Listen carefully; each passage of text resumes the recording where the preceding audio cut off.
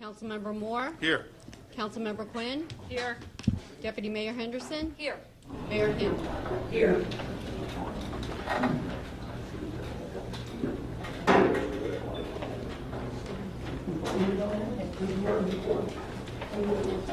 Okay. Please stand for silent reflection.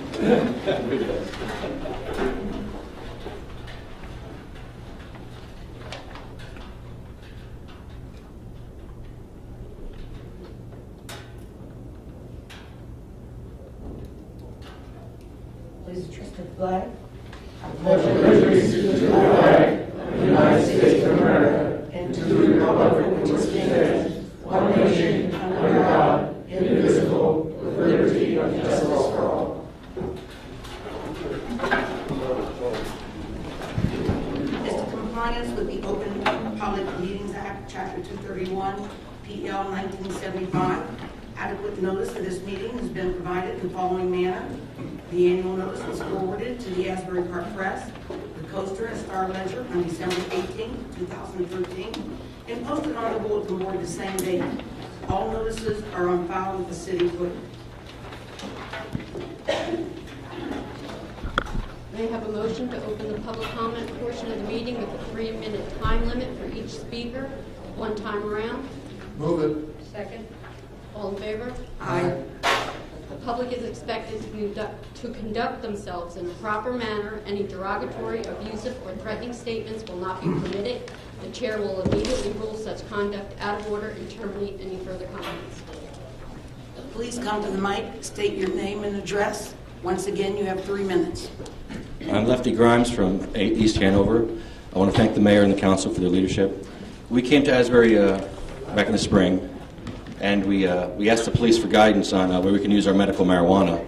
And the police, you have a little phone there, and the police told us if you even possess medical marijuana in Asbury Park, you'll be arrested. And that was the end of the conversation. So I think what the problem is that Governor Christie, in his wonderful wisdom, has not disseminated the Attorney General guidelines to the police departments, because he's a very smart guy. He wants this program to fail in every possible way, Governor Christie. And one of the ways he's making it fail is not letting the police know there's even a medical marijuana law, and the police are not even aware of the Attorney General guidelines, and I'm sure that's a problem here in Asbury. And we'd like to give the police the Attorney General guidelines and ask them where we can. We actually saw you guys smoking tobacco out here, and we're allowed to smoke tobacco, smoke medical marijuana while you smoke tobacco. We'd like to join you medicating while you smoke your recreational tobacco. We'd like to smoke our medicine out there with you after, if that would be okay. Cool. I don't know if he's taking a smoke break after, but we have Please, to. excuse me.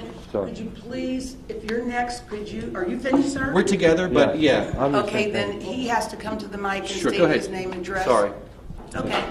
I'm sorry. My name is Charles Kwiatkowski. I'm from Hazlitt, New Jersey. My family and I visit the beach here in Asbury and Belmar and all throughout.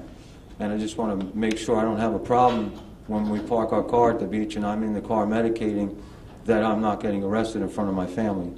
So kind of have the same agenda as Lefty. We want a decision, maybe they're going to allow medical marijuana in the future for Asbury. It seemed to be an isolated township. Yeah, can we speak to a police chief or somebody in, or are we allowed to use medical marijuana here? Or is that out of the question? Well, you know what? Let me first make a statement. And I made this statement, I think, about 2 months ago. It's probably 50-50. It's not popular, what I'm about to say.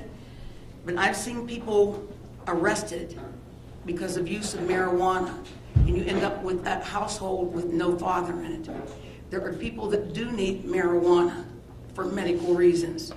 And so I happen to be in favor of it, but I don't speak for the police department, and maybe Deputy Chief Salerno would like to comment on that.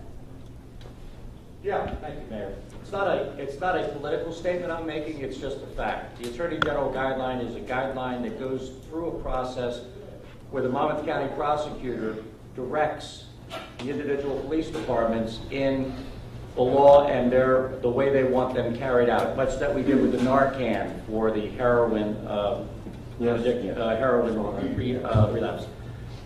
The medical marijuana, if you use it in Asbury Park, until those guidelines are clear, you're very likely to get locked up. So Nothing political about it, has nothing to do with the AG guideline. It has everything to do with the AG passing it on to the prosecutor, and the prosecutor disseminating it to the local law enforcement agencies.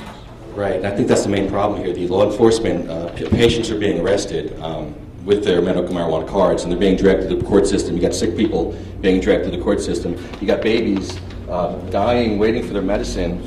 Sabina Rose was a 15-month-old baby waiting for her medical marijuana. So you're basically telling us to wait. You're giving us a death sentence like you gave Sabina Rose because, well, not you, but she was 15 months old. She waited for her medical marijuana for 4 months, had a 25-hour seizure, and died waiting for medical marijuana. So when you say the word wait, it's a four-letter word for us when you say wait. We'd like to medicate, sir. I don't know what we're waiting for, because would you make a loved one wait to medicate to treat their cancer or their disease? I mean, do you have anybody with cancer that needs medical marijuana? Because maybe then you'd understand what we go through as patients. We're just trying to, get by every day and just live a day. And you got people out here using, like I said, using recreational tobacco. We want to use medicine to save our lives.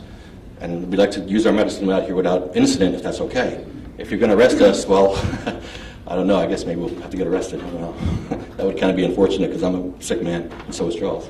Yeah, He has MS. we have cards if it wasn't. Yeah, I can show you my card. You can run my card, and you can watch us as we medicate if you want to watch the process, make sure we're doing it. Because I have the guidelines here. We can go through it. Excuse me, sir? Section 4, it talks about it. I'm sorry. Because I know, I I'm didn't interrupt. Thank you. Thank you.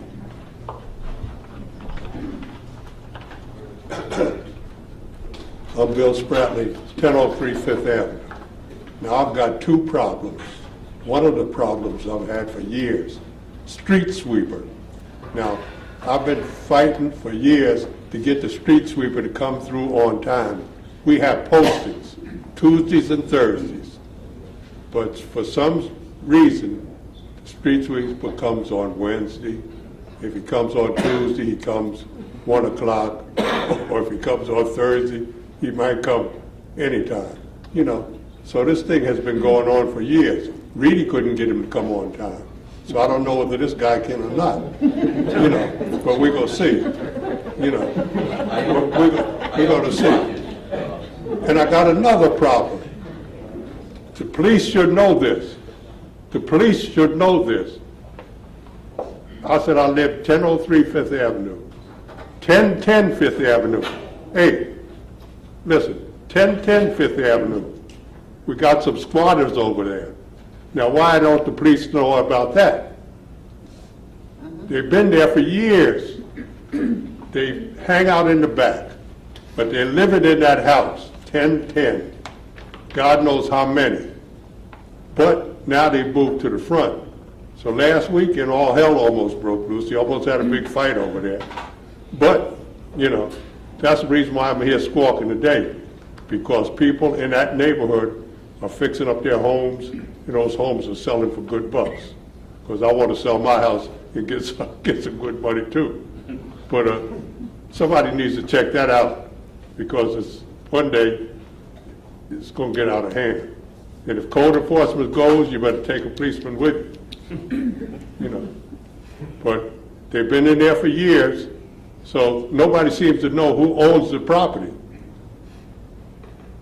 So please check that out. That's all I can say. That's it. I'm finished.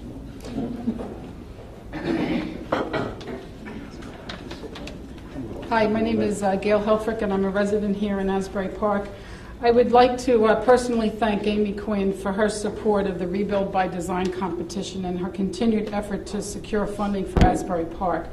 Last week, Amy took a personal day from her full-time job to participate in a meeting at the request of Hank Ovnick, who's a senior advisor of Secretary Sean Donovan. The purpose of the meeting was to bring stakeholders of the Rebuild by Design competition together and to discuss lessons learned during the competition and to identify process improvements for future competitions. There were approximately 100 participants in that meeting for Rebuild by Design. I attended that meeting along with Jeffrey Seeds and Jennifer Souter, who are both Asbury Park residents. During that meeting, Amy described the city of Asbury Park, the energy and support that the residents exhibit toward building a resilient community, which actually was the exact goal of Rebuild by Design. And she also talked about the technical and financial support that Asbury Park needed to move forward. She was able to successfully identify potential funding opportunities for the city that we now can pursue. From my personal observation of the presentations, the discussions with the stakeholders, and my participation in the breakout session, it was very clear that a contributing factor to Asbury Park's failure to be selected by the jury was the perception of the lack of cohesiveness of our city government and our inability to secure strong political support of the design team's efforts for and projects for Asbury Park. The perception placed a doubt in the minds of the jury of the ability of Asbury Park to successfully implement and support the design effort. Literally, this lack of cohesiveness and this lack of vision for Asbury Park literally cost us millions of dollars. It really was a very sad and eye-opening experience for me. This was a significant opportunity for us, and we can't count ourselves out yet. We have opportunities to gain more funding, and we need to now demonstrate with the force that we are a unified front in Asbury Park, and we're a force to be reckoned with, and we're not going to say, oh well, we didn't win, and put our tails between our legs and walk away. I personally will continue to support Amy in her efforts to secure funding for Asbury Park, and I'm here to ask that you, as the City Council, put aside all of your differences and do the right thing and support those efforts as well. I think that we can all agree that we need to build a resilient city, but we cannot do it without the local and federal assistance. So I ask that you work together, think about and reflect on what you did or did not do to support this effort, and really try to get this done for us, because there's a significant amount of money that I think we can still go after, and we owe it to ourselves and the residents to do this, because Asbury Park needs help. Thank you.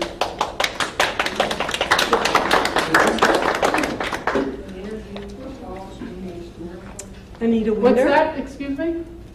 I said we all went to the walk, we all did commercials. Okay. So let me ask you something. I wrote to the Congressman Pallone, Senator Menendez, and also Sean Donovan down in Washington. I'd like to ask each of you then, what did you do? Were you there at every event? Did you support the effort? Did you even say anything after we lost the competition? Yes, Please, we did. next. Right? Think about it before you say something snotty. Okay, I have some good things to say. My name is Anita Wiener. I live in Asbury, and I'm happy to announce that the dedication of the second Little Free Library happened today on Cookman Avenue near Monument Park. A very big thank you to Brian Watkins, who designed this library from wood that he recycled from buildings around Asbury Park. So it's truly a recycled library, and it kind of represents the picture of the Palace Amusement Park, which he, thought about in his youth. Also a great thank you for Amy and John for helping shepherd this project through, and also to Joe Kuna, Robert, Doug, and all the people at Department of Public Works who have helped to install this library and keep it on solid ground. To Jill Bartlett of the Asbury Park Sun for taking photos and giving us all the great publicity. And soon, hopefully, a minimum of 2 more libraries will sprout up in Asbury Park. Thank you.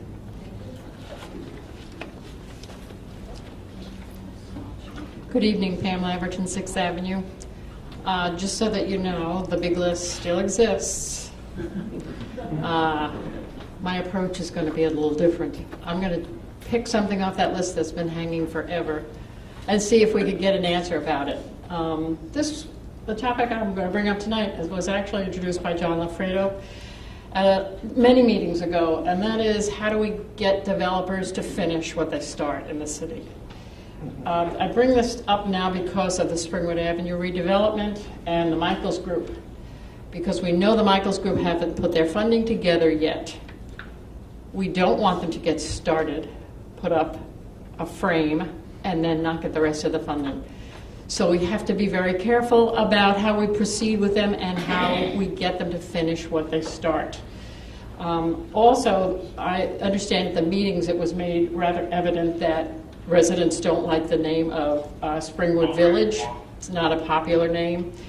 I remember we had the school children contest when the Esperanza was named. Maybe you could sponsor another program like that.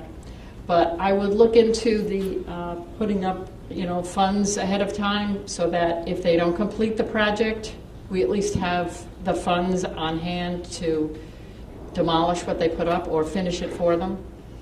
I suggest you talk to the city attorney about how we do this, but I wouldn't proceed without some kind of guarantee that the city is protected so that they finish what they start.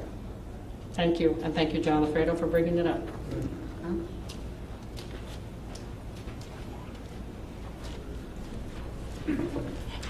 Rita Moreno, 8th Avenue. I was glad that, I guess it was John that brought it up about the pilot programs. I mean, that's a sore spot with me. Are we going to get a full report on that when it comes out?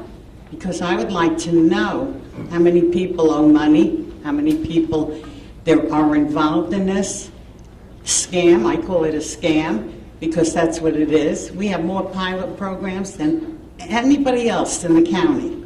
We're only one little mile. This has got to stop. I would like to see a full report, and I think everybody else would like to see a full report. Who's involved? How much money's out? Who's going to be held responsible, as Mayor Johnson used to say? Who's going to be held responsible for this? Nobody is held accountable. They steal gas. You never hear anything about what's going on. Who's stealing the gas? Who got fired? Nobody got fired. They get a raise. And the engineer gives that glowing report tonight, but he left one thing out, that he got $3,000 from the bamboozle. It was in the report. That was one of the things that wasn't redacted. There was a lot of people that got $3,000, but the city only got $200,000 for that whole affair. And the bump outs? What is that about, the bump outs? Tell me how they benefit this city, a bump out. Don't you have more important things to think about? Let let's go build where he's supposed to build and forget about the bump outs. I mean, like, what's going on around here? The engineer sits down for a half hour and gives a flowery report when there's things going on in the city yard that shouldn't be going on. And the pilot programs? We've talked about that many times, and I want to thank John tonight for bringing up what you brought up about, you vote on things that you don't know what you're voting on, and that's what's been happening around here. And Mr. Lafredo, I like your history lesson, but you better study Asbury Park, because Mr. Bradley would not like the bump outs. He designed a beautiful town. No liquor on the boardwalk, but now we have liquor. And you better read his history. And he made a beautiful town here, wide streets. It is a beautiful town. We don't have to be beggars and always look for money. And the Michaels Group, they're not going to build until they get money from Sandy, HUD, and name all the agencies. And then they're going to be rental units, Tamara slums. That's what I call them. That's what they are. You should have home ownership over there. No rental units. That's a disgrace, that project. I went to the meeting. I think Myra saw me there. I didn't see anybody else there, but I was there from the council. Thank you. I would just like to say something. Mr. Bradley also didn't want black Jews or Italians on his boardwalk or on his beach. Mr. Bradley also didn't want his statue's eyes blocked from the ocean. That's what Mr. Bradley wanted. So why don't we tear down Convention Hall? Please, let's not talk about what Bradley wanted. No, he was a developer. That's one thing people forget. And just because something's old doesn't make it right. No. Unless it's me. And you better go to Europe then, because everything's old over there. I've been to Europe, and they do a beautiful job. So God forbid we ever do some of the things they do there. Well, they don't have iStar over there. Next, Mr.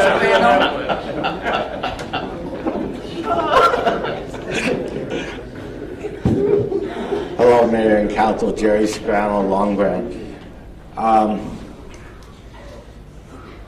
What I wanted to say, I was surprised every time I've been coming in here lately, I don't see the Pam posters on the wall, I was thinking maybe you guys filled in the black hole, but then I just found out you didn't, but that's what I thought happened.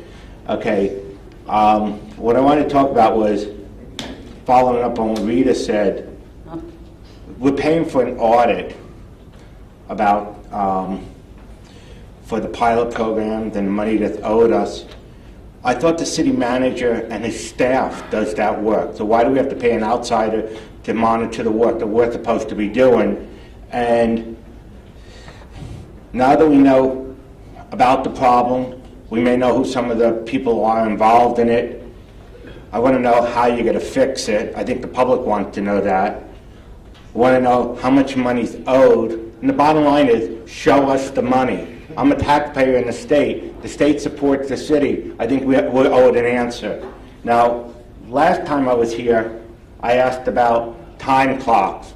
I got the impression they don't work. I was wondering, did anybody check into that? Or did that fall into the black hole? I asked about maybe we should have a system where managers, a department head, do a bi-weekly report, and then a committee with the city manager goes over it to see if we can obtain some reductions in cost. Then the other thing is, I brought up, and I thought it was a very good idea, if people need to take a vacation between Memorial Day and Labor Day, maybe we don't need that position. Think about it.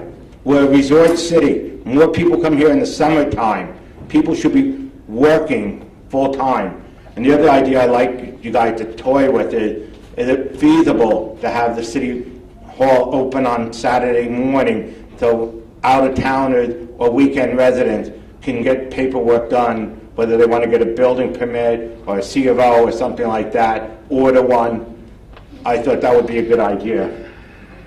And then Rita and Paul figured out that no other city in the state had a pilot program like we do, $50 million, 40%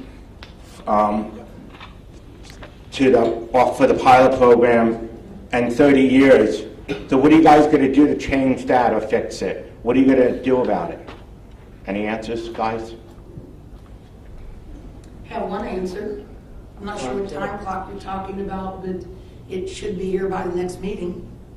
Oh, wow. We're going to have a time clock for the city hall employees? No. Uh-oh, my time's up. I know. Laugh about it. We'll see what happens in November.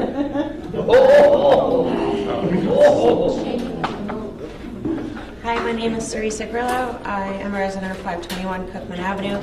I have had the pleasure of serving on the city's planning board for several years now. I have learned so much. I have really been inspired by being on the planning board to continue being involved in the revitalization of the city, looking over plans, being a part of critiques of plans, and really just knowing the process of what planning and development is like. So I would like the opportunity to serve on the planning board for another term, and I would love for you to consider that. Thank you. Next. Arnold Fallhaber, Asbury Park. Mr. Kelly, how are you this evening? Thank you, sir. All right, great. That'll resolve that problem. Mr. Kuhn, I want a portion of that $3,000 because they still owe me money. So we kick some over here. And just real quick, John, you were right about talking about all the pilot programs and everything, but again, we need to take 5 minutes out of every meeting. Even though we haven't had much violence recently, we have to stay on top of it. We have to talk about it. We have to figure a way to solve it. If we have it or we don't have it, we need to figure it out. Thank you. Mr. Kelly, thank you very much. Good evening, Council. My name is Stanley Conover. I reside at 1012 Fifth Avenue. My wife and I have some concerns about it. There's three concerns. First and foremost, my neighbor just spoke about one of them. Concern was about 1010.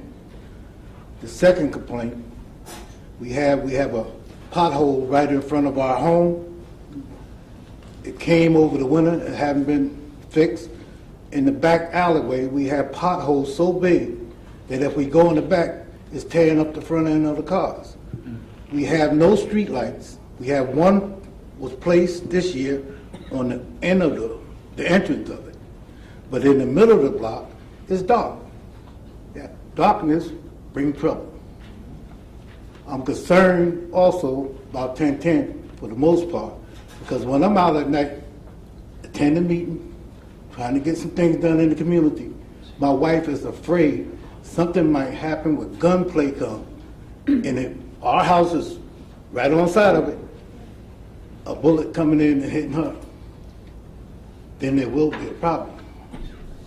But, out of all our concerns, we want a safe neighborhood, we want a clean neighborhood, we're working class people, we're retired, and we reserve the right to have a peace of mind where we pay our taxes. I know what you're, 1012, Fifth Avenue, Asbury Park. I think at our last meeting, Joe, I asked for a schedule of who works on filling these potholes, how often do they go out, what is the schedule? Do you have anything? It should be paid. We have potholes go out every single day. They go out every single day? Every single day, as far as I know, unless we're short-handed, which has occurred on a few occasions in the past. For the month of April and half of March, we ran 2 potholes.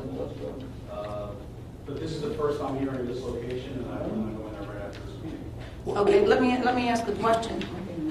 Do individuals have to call Public Works and report it? Or do you have a schedule that you go through the town to find out where the potholes are? I will say this, we travel and report internally whatever we see in the travel lane. If it happens to be off the travel lane, like the case on Sunset Avenue, we can't see it, especially if there's a parked car in the way. Are your potholes specific to the travel way, or are they off the travel way? The front entrance is here, is where the pipeline goes for the gas line. Okay. It's sunk in. Yeah, okay. Okay, and as a taxpayer, we pay a lot of money. Yeah. We work hard, and in the back, we can't fill a pothole because it's like a cavity in the tooth. It'll come out eventually. Let's try to pave that and let's put some lights back there. I appreciate it.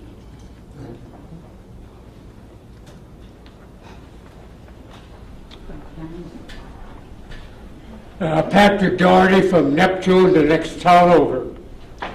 I came here 60 years ago from Minnesota, from San Souci on the Mississippi.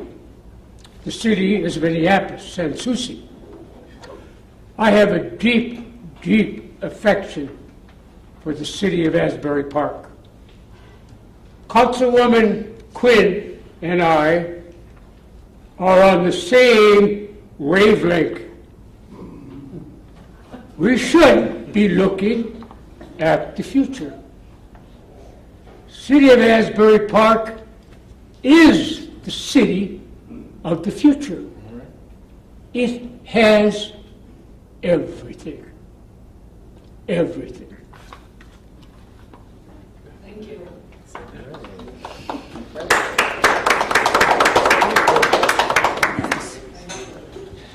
Pat Fasano, an actual resident of Asbury Park at the microphone. I know it's a rarity. I'd like to invite everyone to come to our... Can't wait for the microphone. Oh. I'd like to invite everyone to come to our homeowners meeting tomorrow and grill Joe Cunha, who's going to be kind enough to be there, and he's going to face those boards facing the audience, and you'll be able to actually ask him questions tomorrow. I'm also a big fan of the pilot program because we need $50 million worth of work done on our roads in the beachfront. I don't know how it's going to get done. You're talking about pulling I hear there's a pothole here, there's a pothole here. Have you been down 3rd Avenue, 2nd Avenue, 1st Avenue? 8th Avenue. It's all pothole. The whole road is a pothole. And the only way that's going to get fixed is with that $50 million infrastructure. You know, we waited how many years for Larry Fishman to fix the streets when he was going to pay for it? Well, that's not going to happen. So obviously, this is what it's going to take to get the streets fixed. Joe said he needs $1 million a year for 10 years. He's not counting the waterfront. The waterfront needs $50 million right now. So if anyone is available tomorrow, the advantage that we have with the homeowners meeting is there's going to be a bar at Bank. The meeting is at Bank, and we have a bar, and I know cocktails and engineering go together quite well. So if anyone's available, join us tomorrow at 7 o'clock at Bank, and then you'll be able to actually see those pictures up close and ask Joe questions, who's kind enough to come tomorrow. Thank you, Joe. That's it. Conrad Nibley, 1218 Sunset Avenue, and I ditto what Pat just said, because I'm part of the board of the association, and I invite you guys to definitely come tomorrow. It will be very interesting. Where is it going to be? At the Bank on Madison and Bond Street at 7 p.m. upstairs. And it's a restaurant, yes. It's not a real bank, right. But I came up to give guys an update of last council meeting and the council meeting before. I brought up an issue about the potholes and the one guy fixing it and leaving, and it was funny. And so I just want to report and to say thank you very much that the potholes were filled in, because oftentimes we come up here and come with complaints, but we don't come with acknowledgement. So I'm coming with an acknowledgement that the job was done, and there was a sinkhole that was in front of my house, and that was filled in, which is like a miracle because it's been there since I've been there. So I really thank the city, I thank you, Jack Kelly, and I thank everybody that was involved to have it to happen. And I expect that kind of tenacity will be with all of the potholes in the city, and more so because the pothole is a Band-Aid. And you know, sometimes, because I actually have one on today, sometimes a Band-Aid is necessary, but I really want to know when the plan is, or what the plan is, and I think you had asked that, Amy, about what, you know, when, what streets, what's the timeline. So as soon as you have that, I really would appreciate hearing that report, because our roads are important. People come to this city every day, and we deserve to have nice roads. And so really, thank you very much. Arman Kaymakcian, 317 6th Avenue. I've been many meetings. My complaint is dumpster. At the city manager, Mr. Kelly visit, Amy Quinn visit, see what kind of house we have. John Monroe visit. Also, Mr. John knows. And I want to know when that will be removed. When? I have a little house in the back. I put my garbage. They could make a little house somewhere in their yard, side street and Park Avenue. Why can't they do it? And what is this? It's going on and on years. Every time I come in and I go back upset, and the Sunday, Saturday, dumpster open, smell. You won't believe how terrible it smells. You think it's fair for me to have such a beautiful house, and I pay more taxes than any house in Asbury Park? 60,000. Okay? So I want to appreciate that your governors, mayor, do something about it. Mr. Kelly, I'm not sure you have the answer, but if not, I think Tony Nuccio does, is to look at some of the problems are we've encountered. Well, we have an ordinance on this evening to change the process where the health officer can't unilaterally, a health officer that doesn't work for the city can unilaterally issue a waiver. So that process is hopefully, we're recommending that change, which is on the agenda tonight for first reading, where the health officer could recommend a change, but ultimately it will be the decision of the town manager on whether to grant the waiver or not. Yeah, but has the health officer given that waiver? The health officer has not given that waiver, but there is it's currently under consideration to give a waiver. But the health officer has nothing to do with it. We've already asked. Excuse me. The way the ordinance is currently written, the health officer has sole discretion on whether to issue a waiver or not. The change to the ordinance this evening would be that the health officer could recommend a waiver, but ultimately it is a decision of the city manager. But you're saying a waiver, Meaning that a dumpster could stay in the front or side yard of a property. so Right. why would we give a waiver? Well, the ordinance does not allow dumpsters to be in the front or side yard of a property unless the health officer grants a waiver. We don't control the health officer, nor is there any exception in the ordinance.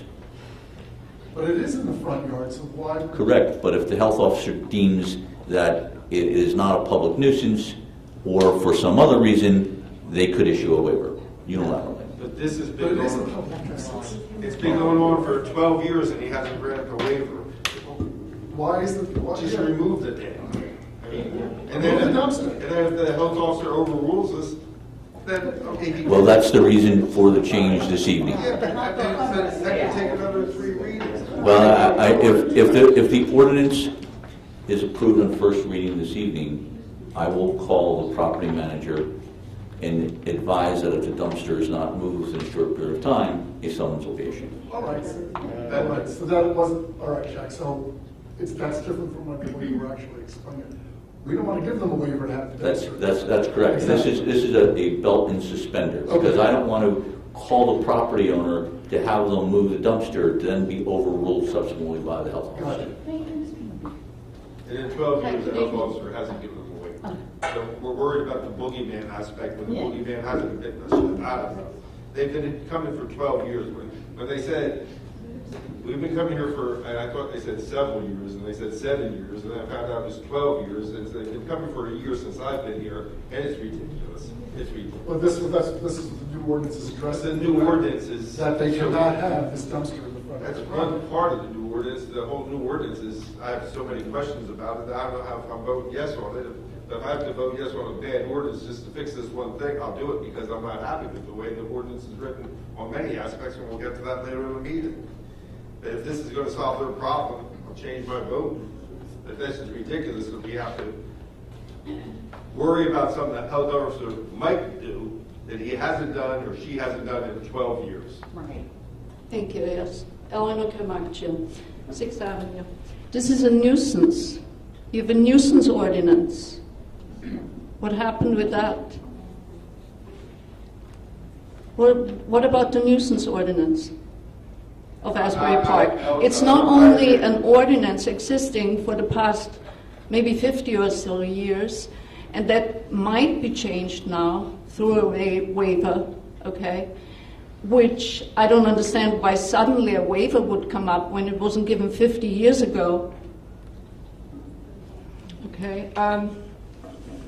This is a quality of life issue. You have to address quality of life issues to us, the citizens who pay taxes here. We happen to pay very high taxes in our building, very high taxes, much higher taxes than the person who has that dumpster, okay? And we want to have some quality of life. They're not living there. That's all we are asking, and it's not being, the dumpster has to be moved because there's an ordinance existing for the past 20-some years or more. And Mr. Samet, Mr. Don Samet, said to me there was a, how did he call it, a waiver given then in 2005. A lie. Yes, a waiver given then. I want to thank Mr. Bianchini for always being helpful. And I want to thank the chief or deputy chief for being so helpful to us. Nothing of this sort, what he tried to do helped. Mr. Moore, you came to visit. You saw that it is a nuisance. Miss Amy Quinn came. Mr. John Lofredo knows our building very well. He came. He knows it's a nuisance. The dumpster is open during the weekend, and we are suffering. It's not fair to us. Okay, this is a quality of life issue for the city of Asbury Park. Please change it. Thank you. Thank you. I'd just like to add something more. I mean, it's so obvious that this is a problem. What gets me, guys, is that we have to go through all of this to get a property owner to put a dumpster or some other receptacles in the back of their property. It should just be something that somebody, as a neighbor, as a person, as somebody who owns a piece of property in the town would want to do. But look what we've got to go through to get people to do the right thing. It's absolutely amazing to me. You would never do that to your neighbor. I would never leave my garbage cans on the side of my house because I'm so close to my neighbors next door. Thank you. That's all I got to say. And to make it even worse, if somebody wanted to audit the attorneys, and I'm not picking on Fred, the attorney's bill for the past 10 years looking into this issue, we could have built a damn house for the garbage because we spent probably $50,000 in legal fees so far on this issue, going back 10 years. Every month it's Barry Cap looking into this, Fred looking into this, and rightfully so. It's an issue. It's being looked into, but month after month after month after month after year after year after year, we really could have built them their own garbage shed a lot cheaper than the legal fees. It is ridiculous. It is a mess. Jim Henry, 514 6th Avenue. After the presentation concerning the bump outs, did I hear correctly that iStar is proposing to have the maintenance of those bump outs transferred to the homeowners associations at the properties where they are located? Yes. Yeah. If I remember correctly, when iStar came and made the initial presentation to the planning board, they were going to maintain those bump outs. It was going to be a trial situation, and they were going to maintain those bump outs. And that was cutting the grass, it was sprinkling the grass to make it grow, and any other plantings that they did. Now they're going to send it to the homeowners association? Of the buildings that are built there. Understand that, but shouldn't they maintain that? It was their proposal, and they said they would maintain it. Now they want to transfer their responsibility to somebody else. How do we know what somebody else is going to do down the road? It's the same issue that Pat just brought up concerning the road work and infrastructure up in the waterfront area. The initial agreement with Asbury Partners required Asbury Partners to put up a irrevocable letter of credit. Why don't we go after that irrevocable letter of credit and build the infrastructure that needs to be built on the waterfront? No, we borrow. Well, if I remember the discussions that took place during that time period, right after the agreement was signed with Asbury Partners, it may have been Rita who brought up the issue of where is the letter of credit? Where is the letter of credit? What bank was that letter of credit written on? I've never heard an answer to that. But I think if you go back and look at the original agreement, you'll find that there was a letter of credit to be posted. An irrevocable letter of credit, and I forget the amount, but it was supposed to be enough to cover the complete construction up at the waterfront. And it's the same issue here on a smaller scale with the bump out. iStar was going to maintain this. Now they want to transfer their responsibility to somebody else. And I don't think that's right. I think we got to take a very, very hard look at that if, in fact, the bump outs remain. Thank you. Yeah. Well, any developer who builds, if you build a condo, their end usage is supposed to be nil. There's somebody who built, the guy who built, say, the presidential. They have condo docs. They have something built in. He builds it. The condo association takes over. They pay the bills, and that developer's gone. I can't imagine that any developer wants to come here and stay and still be maintaining stuff years and years after all their product is sold out. That's one of the reasons you would want to have some kind of, you would want to have something built in that where the association or the condo itself takes care of those areas. I can understand what they mean by that. Okay, and also the letter of credit. The letter of credit was something that was renewed. You're right, Jim. They do have, there's a irrevocable letter of credit. It's there, it's used up to a point, and then they've got more money back in. But I'm going to find out more about what you were just talking about as far as how much is in there, what they have to renew. Okay, well, just to respond to you concerning the pump outs, I understand that, John, and I think that's, you know, the way it should run. But iStar is going to be here for another 30 years. And, you know, an awful lot can happen in 30 years. All right, and, I got it. And, Thank you. Can we all get an update, Jack, on the news they are here about this letter of credit? Yes, we'll do it.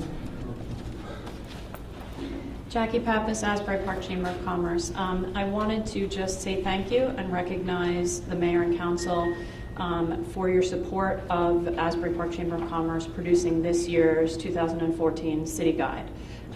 It came out into the public last weekend. It has been extremely well received. It is the single best marketing tool for the city of Asbury Park, and your support of it enabled us to get it out and get it out by the holiday weekend. So I would like to take this opportunity also to invite everyone in this audience and all of your friends and neighbors to please think of someone that is a colleague, a friend, a family member that hasn't visited Asbury Park, and put their address on the back of one of them, bring it to my office, and I will mail it out for you. I'd also like to say on behalf of the business community, a thank you to our council. You are incredibly accessible. And I know that that is part of your job, but you do it with grace, and we really appreciate it. Thank you, Jackie. Move to close. Second. All in favor? Aye. Item E, correspondence to the city clerk's office, applications for various boards for the community election and voting.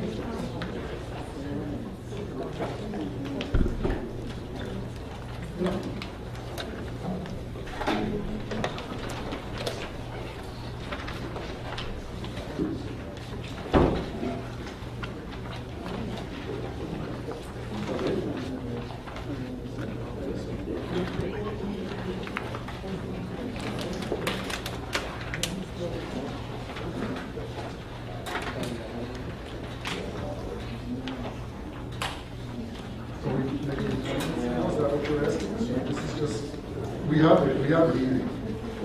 Well, the planning board appointments are separately listed in the resolutions, but you have applications that have been submitted by members of the public for various other boards and commissions in the city, like public safety, parking, you know, the various committees that you've established. Do we need next step? Parking, you could just come, I mean, it's a bit of a informal, I mean, I'm not even sure there's a parking board. There is, technically there is. The Parisi's are on it, and we did reappoint them. And when people come, everybody's welcome to come to the parking meeting, just that we can't have everybody speak. Usually the committee meets, then we let people speak at the end. I see a couple of people want to actually be on the committee, but I don't know if we actually need members. So I'm asking, do we need members? You would know, I don't know. I've been on the parking committee for 10 months. I didn't know that it was a completely official committee appointed by the council. It is, and I don't know that we need anybody on it right now, but everybody's welcome to come. I'll find out if we need people, but I haven't been informed that we do. Okay, we're on to item F. Hold on a second. Quality of Life Committee has been formed. There are 7 people in total. I chair it. There is 1 person from each of the 4 quadrants of town. Roy Wirtz is on it from the business community. CS 6, right? And Tony Nuccio is on it from the city of Asbury Park Code Enforcement. And our next meeting is Tuesday. It will be right here. As John had said, everyone's welcome to come, but we will not be able to entertain everything. We're just getting off the ground right now. And so this will be our second meeting. And I got to ask this question. Has the Public Safety Committee been formed? Jack, do you know? I do not. John, any? Well, let me At one point when this first came out as Public Safety Quality of Life Committee, which is way too big. It should have been broken down into two parts. And that's the reason why I took the quality of life aspect of it. So So there's no public. there's no public safety? No, not that I know. It's just part of the quality of life.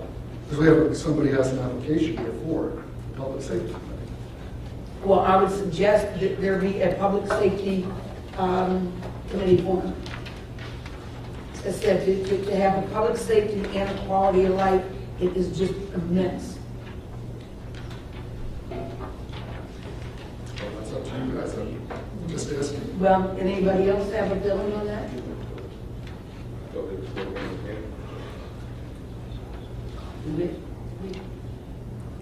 You've only got 7 people on that committee? Yes, I have 7 And you people. think it's too big? No, it's not, I was responding to what John said. He thought that they would both be combined.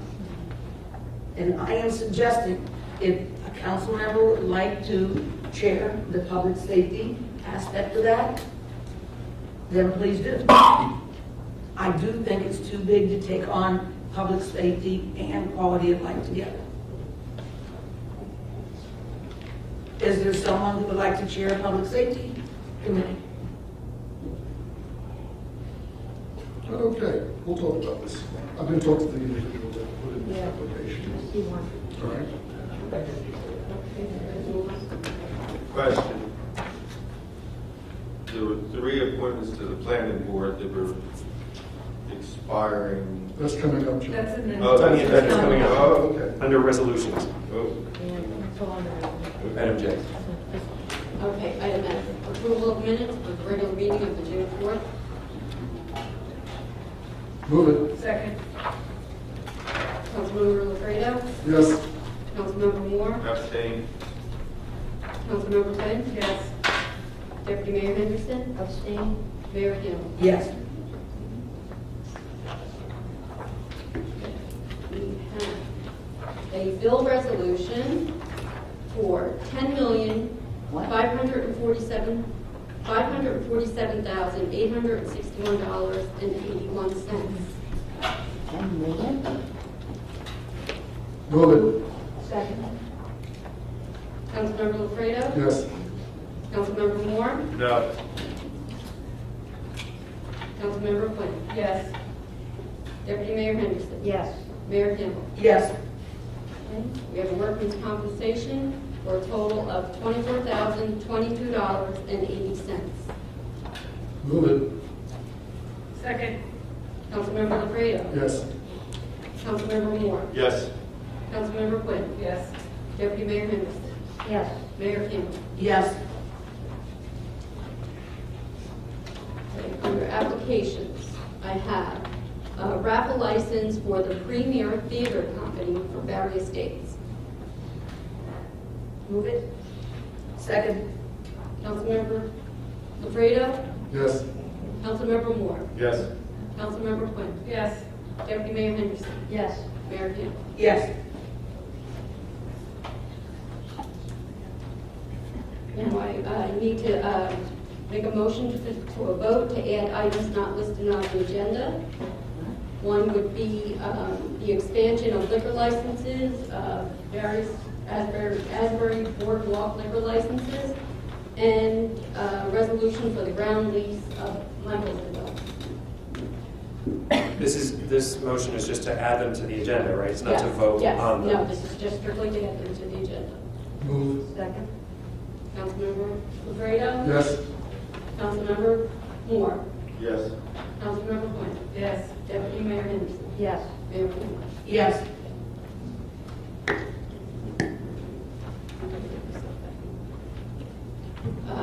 Special events is outlined in the work session by Tom Gilmore. Move. Second. Councilmember Lafredo? Yes. Councilmember Moore? Yes. Councilmember Quinn? Yes. Deputy Mayor Henderson? Yes. Mayor Campbell? Yes. In date only. On to resolution.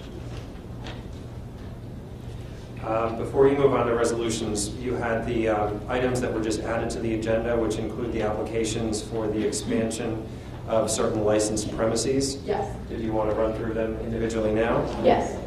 The one item that you're going to have to defer on until after the ordinance regarding the sidewalk cafes is considered by council tonight has to do with the convention hall and the use of 30 feet of the beach, because that is something that is considered as part of the ordinance that's on for second reading this evening. So that one in particular would have to be dated to take the place of someone who had vacated.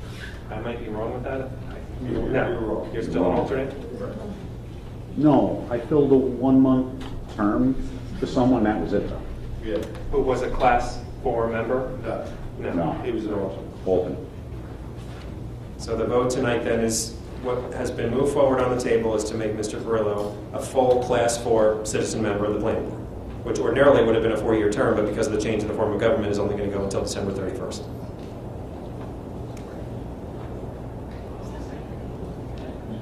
So I'm confused. So Tony right now is an alternate, right? You are Term expired. Your term expired. So No. His term expired on the 3rd. He hasn't Right. been reappointed. but is there an alternate position open that we could reappoint you to tonight?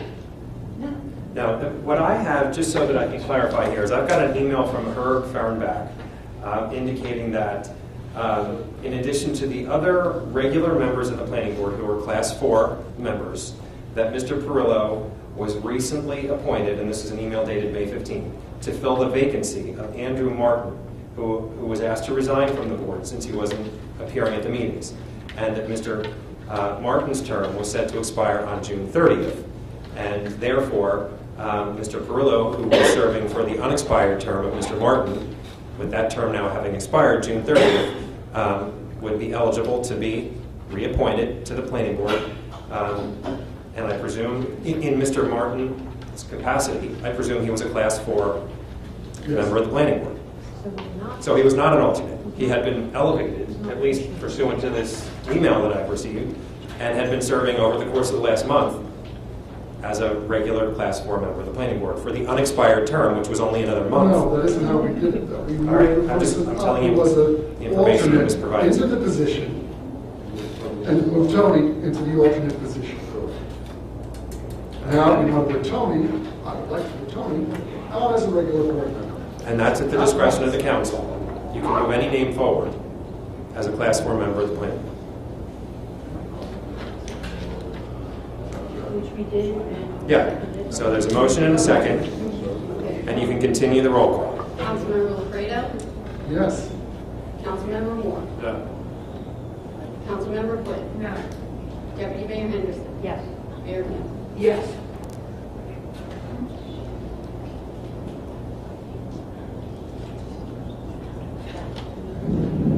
Today you have to fill an alternate. Yes. And we have Barbara Kryzak. She has a wonderful resume. I would recommend her to the board. So I'll put her name in nomination. In nomination as a full class or as an alternate, okay? Second. Councilmember Lafredo? Yes. Councilmember Moore? Abstain. Councilmember Quinn?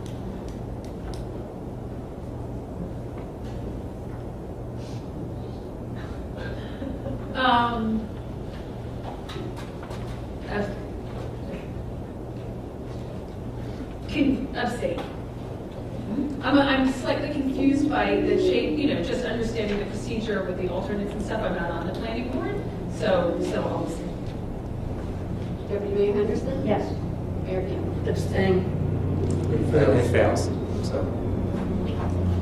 So You if still- you want to nominate, go ahead and do it. But you still have one more regular class 4 member of the board. I'd like to nominate Patricia Cohen.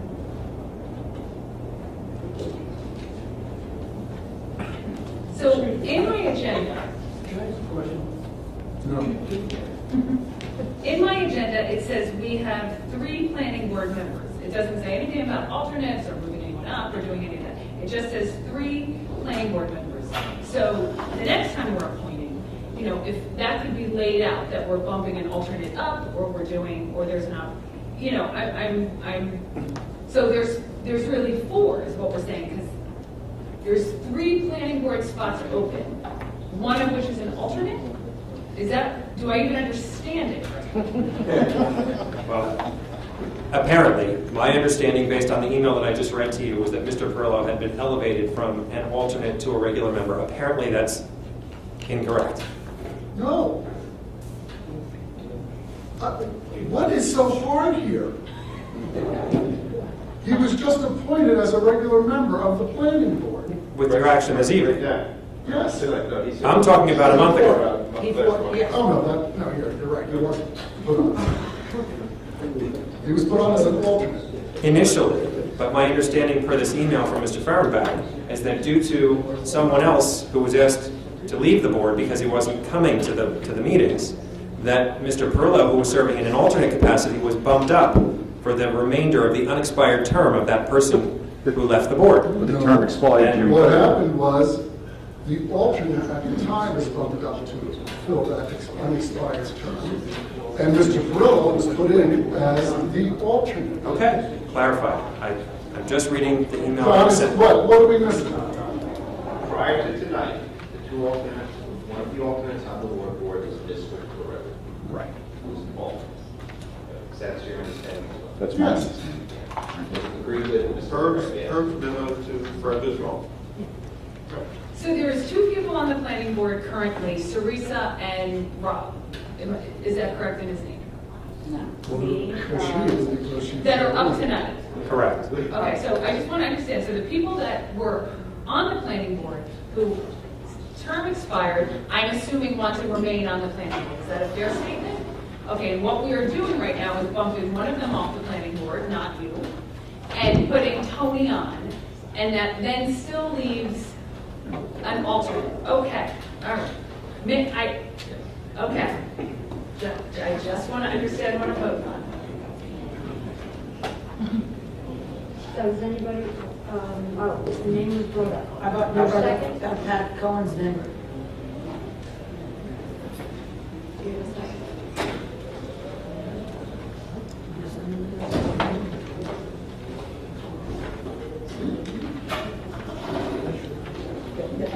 No second, Thomas. Is there anyone who's currently on the planning board that should be moved up to a different position? That is an alternate and should be moved to a regular planning board position? But they're done. All filled. You just did. Oh, okay. Mr. Perillo was an alternate. He was just voted up as a full regular member. So you have that alternate position now open that Mr. Perillo once occupied prior to.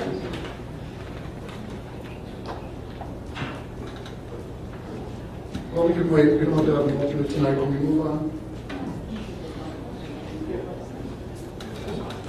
The resolution?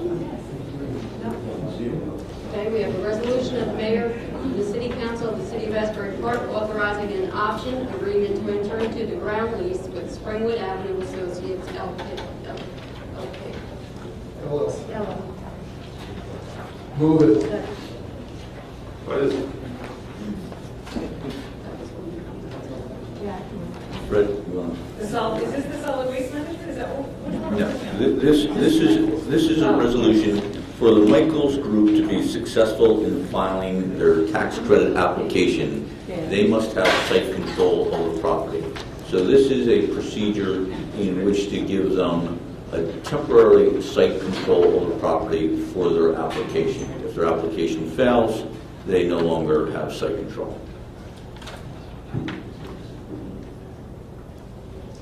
Move it. Second. And what in some, this is like one of the things we're voting on with no backup and no explanation. Well, I apologize. I understand. Can Don or somebody explain it for 5 minutes? I mean, is this good, bad? I mean, how does it affect us? Is it going to cost us money? Is it going to lose us money? Well, the tax credit application process is extremely competitive. The Monmouth and Ocean counties now are going to get a bigger part of the pot. However, it is still very competitive. Low and moderate income housing will never be built if a developer doesn't get awarded tax credit privilege. There is a long laundry list that the developer must have in place to be eligible for the tax credits, one of which is to have site control. So in lieu of actually deeding over city-owned property to them right now, this is a method acceptable to the federal government for them to have site control for the application process. Is it acceptable to our government, local government? And is there any way this is going to hurt the city? Or is this just a formality to move the project forward? This is strictly a formality to move the property forward. And there's no way the city can get burned down the road by doing this? Not that I know of. I mean, if Don, or if Don would like to comment, or Fred would like to comment, you know, if the application fails, the city doesn't move forward with. I get that, and they need this by a certain date. I mean, they must have known this months ago. They needed so to get it tonight and be voted on tonight. I mean, if there's no way, if it's just a formality, the city can't get hurt. I have no problem with it. But This is a last minute funding opportunity. We first heard of this from Michael's Monday morning, as in this past Monday morning. There is a application deadline of July 11th, 2014 for some funding that's available through the Federal Home Loan Bank for a portion of the Michael's development project. A requirement of that funding source is that Michael's demonstrates site control. The way that our attorneys put out there, the way that Michael's put out there was well, a concept that we're pursuing as part of their redevelopment, which is a ground lease of the property, which which is good enough for the funding source as a site control document, that they would be leasing the property for us. Given the quick turnaround in that, we wanted to be sure that there was still wiggle room for us, that we were not locking ourselves in. So you'll see in the memo to Jack from Glen Scotland, which is dated just July 1st, the option agreement to enter into a ground lease also gives the city additional flexibility and time to further negotiate the lease itself. So we're not locked in. Okay, but what doing this will enable the developer to file for this additional funding. give me a 30-second definition of site control. It's not ownership of the property, a lease of the property. And you recommend this? It's a quick turnaround, but I recommend it. Anything to get this project going, you know, that is not going to hurt us, let's go for it. That's the key, not going to hurt us, because we got C8 going, we got Asbury going, and they came back to hurt us. What makes me comfortable with this, Councilman, is one, we still have a redeveloper agreement to finalize with Michaels. And two, the language that Glenn Scotland has put into his explanation of this to us is that we have the flexibility and time to further negotiate the lease. So if there's something we find that doesn't work out to be in the best interest for us in this, we can change it. Thank you. Thank you.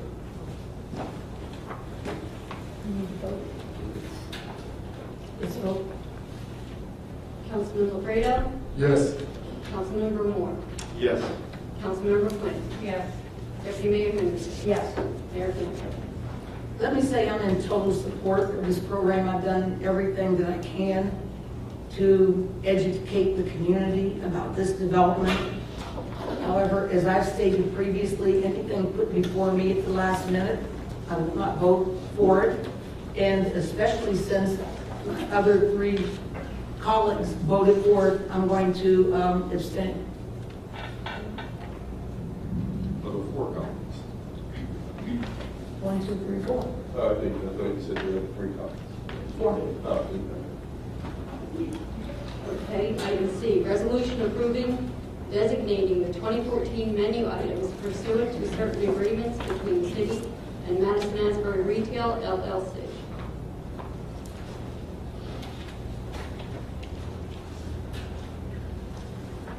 Move it. A second.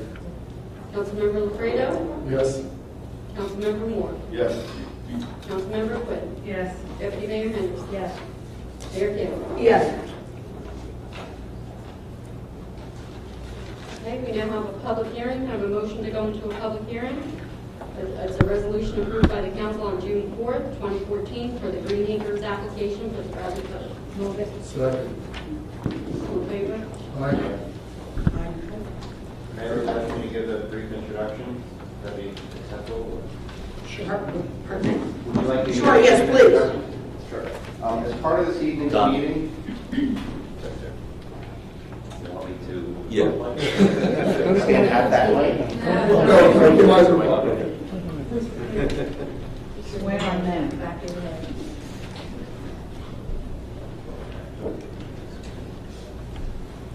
As part of this evening's meeting, we are having a required public hearing for our application under the Green Acres program. We're applying for funding to obtain the development rights from iStar for property commonly known as Bradley Cove. The Bradley Cove site is located in the northern part of the waterfront redevelopment area, just east of Asbury Towers. I provided on the table this evening a handout showing a map of the site and an architect's rendering of what a proposed project on the site would look like. There's currently an approval for a 15-unit townhouse development to be constructed in what is currently Ocean Avenue right-of-way. There are concerns with the project, namely that the project will negatively impact public access to the beach and boardwalk, that it will negatively impact an environmentally sensitive area, and be built in an area prone to storm damage. So, as an alternative, the development rights for this project could be acquired and the land eventually made into a new beachfront park. The city is applying for a $3,350,000 grant from Green Acres program to help with development rights purchase costs. There is a 25% match required by the city. This can be funded by a 0% interest Green Acres loan or through other funding sources. So part of the process is we're required to have a public hearing, which we can do at a council meeting, and we're doing right now. So if anyone has any comment on this application, I ask that you please sign in with your name and address, and Mr. Joe Wormer has that sign-in sheet there if anyone's interested in making a comment. And we will record your comments, and they will be submitted to Green Acres along with the funding application. All right, Joe Warner, 1103.5 3rd Avenue. And the application process, this is just really a formality to allow the City Council to hear the public's input on this project, which this governing body has heard plenty of input from the public on this. So this doesn't really, if we have 50 people talk, if we have 2 people talk, it doesn't hurt or harm our application. It doesn't garner us any points. But I just think to clarify, what Don had said about the matching funds, I think the goal for the city, at least from the perspective of the people who are advocating for this, is to find the match somewhere else. Nobody's ever advocated for the taxpayers to, even at a 30-year no-interest loan, to bond for that. The push, which last Thursday, we had over 200 people here at City Hall. The push was to get the county freeholders and the recreation commissioners of Monmouth County to help out with that match. And in reality, the city may be applying for $3.5 or $4.5 million. The Green Acres funds are going to be capped at somewhere around $1 million, which would put the match at $250,000, which works out perfect for the county because that's their self-imposed limit to matching municipal Green Acres funds. So that's what we're looking for. The freeholders indicated they were willing to be partners. I would like to just thank the city. You are absolutely moving forward and doing your part, and I'm hopefully hopeful that the county and iStar will do their part. Thanks.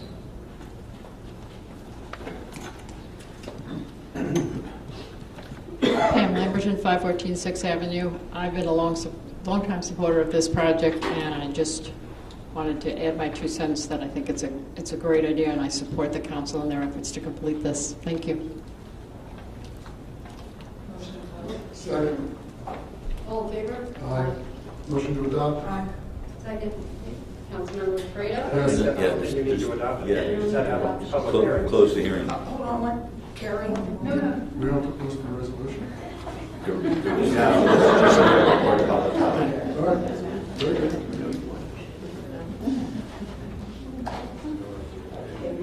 Ordinances. First reading.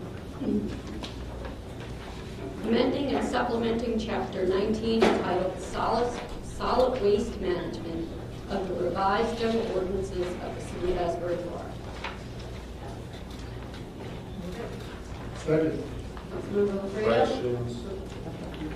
City manager comes back.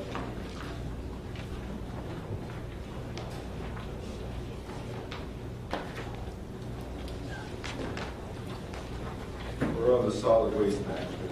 Okay. I have questions. I don't understand.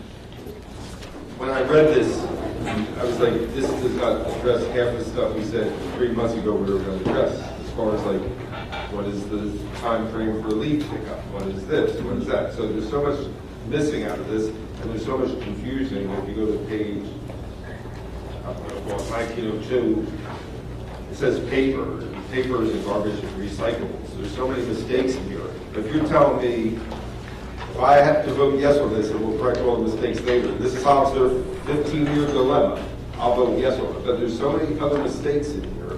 And one thing, as much as you say it will be taken out of the hands of the public health official, but be put in the city manager's hands, I think that should also be with advice and consent of the council. Because we're just shifting from one to one where we're the policy makers. So it'll give you the right to make the decision, but then you've got to come back to us and say, do you agree or disagree? Yeah, that is fine. You're right. Councilman Moore and I have discussed problems with the solid waste ordinance, and there is a lot that needs to be changed.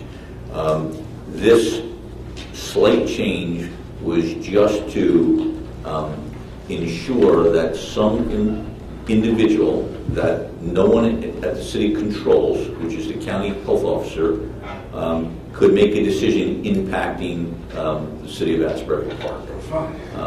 And that was it, because I was fearful, and I've been advised by some staff members that that could happen, that a waiver gets issued and we wouldn't have any recourse.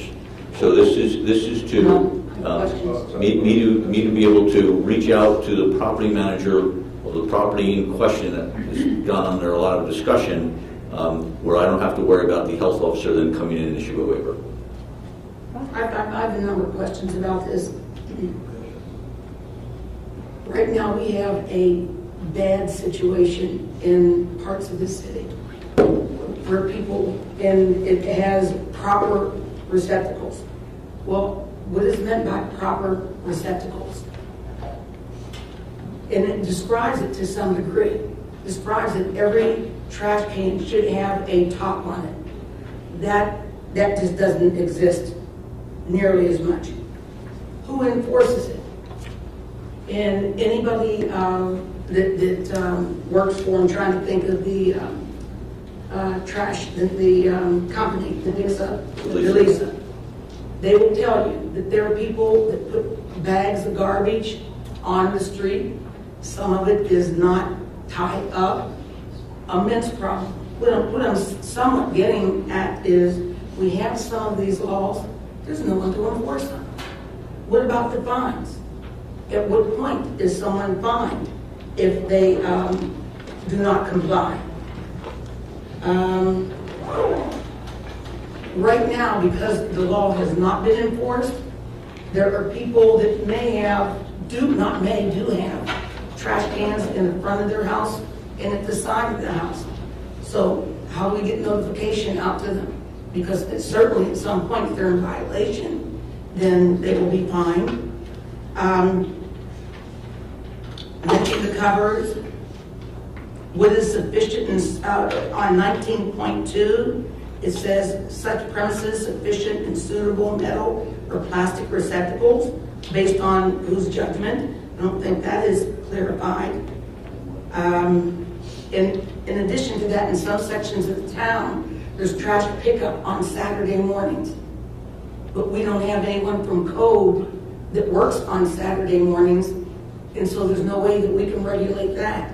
And so these are some of The biggest concern is, we look at this, we know it's in place now, it's not being adhered to, there's violations, and there's no way of summoning both the landlord and the tenant. So it's like any other law that's on the books that's not enforced. I totally agree with you. I had the same thing you had, but again, I'm just going to defer just to solve this one problem tonight. And then we'll address this as soon as possible.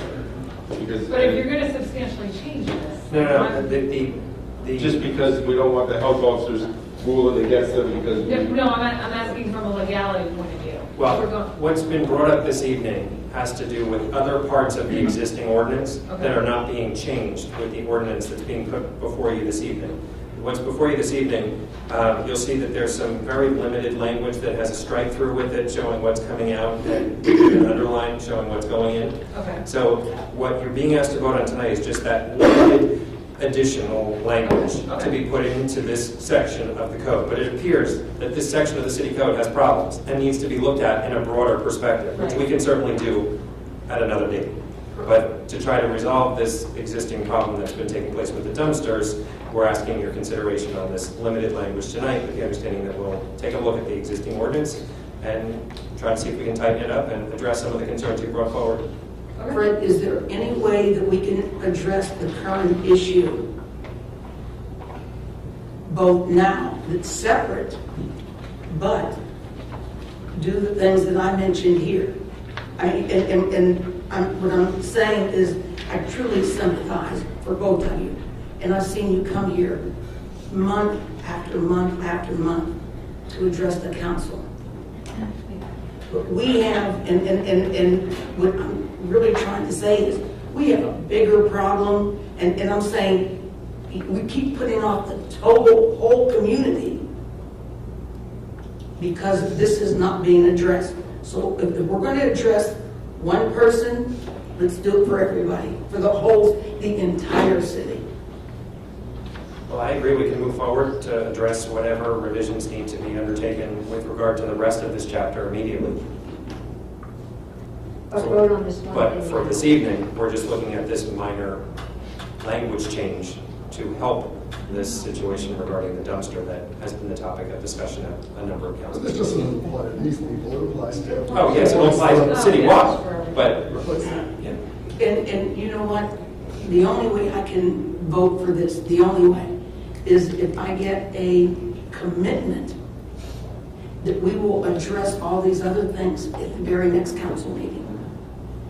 That it's not put off and gets swept under the carpet and we never get around to it.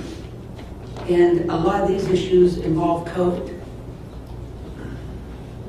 I have no problem with that, but I would suggest we all read this. We all have many questions, many highlighted. I think it would be unfair if we didn't forward those before the discussion, before they try to redo it. Let's give them a heads up what we want to change. And the first one is, what is the damn season for leaves? Which we've been talking about for months. The season for leaves. Where like nobody knew this year because it's not in the ordinance, so we said, okay, you can put them out to May 15th. Okay, so those are things we'll address. Yeah. Right? Yes, So we'll yes. just, let's just move on to. Well, but before we do that, as I said, because we do it all the time, we vote on something, we have an issue, but we don't have a time frame. And there are so many projects that we don't have a time frame for. And just like the question was asked earlier, how do we ensure that the developers are going to do what they say they're going to do by a given date? And so I would like these other items, if it's not the next council meeting, within the next month. So no. Okay? Councilmember Lafredo? Yes. Councilmember Moore? Yes. Councilmember Quinn? Yes. Deputy Mayor Henderson? Yes. Mayor. Yes. Okay, we're on to second reading of public hearing. There's one more. Yeah, I have asked, I apologize, I have asked for the ordinance on general licensing regarding towing to be withdrawn. I received a call from one of our towers who's like a little bit more opportunity to review and get back to me with his comments. Okay, and just one last housekeeping item before we move on to the ordinances for second reading. When will the public hearing be held on the ordinance that was just introduced regarding the solid waste method? As soon as possible. Well, for the record, upon introduction of an ordinance, the date of the public hearing has to be announced. Okay. So when do you want? Next meeting? Typically, since we advertise in the Coaster, we skip a meeting in between. However, if you want to advertise in the Asbury Park Press, we can have it done for the next meeting. It's more expensive, but that's council's call. Do advertise in the press, that's not, Yeah, let's take a go. shot. Okay. So public hearing will be scheduled for the next council meeting. Okay. Second reading, public hearings, we have an ordinance approving, form and authorizing the execution and delivery of an amended ground lease and lease agreement within the Monmouth County Improvement Authority relating to the issuance of Asbury Park wastewater treatment facility lease revenue refunding bond series 2014 from the Monmouth County Improvement Authority and other matters in connection therewith. Could you hold on for 1 second, please?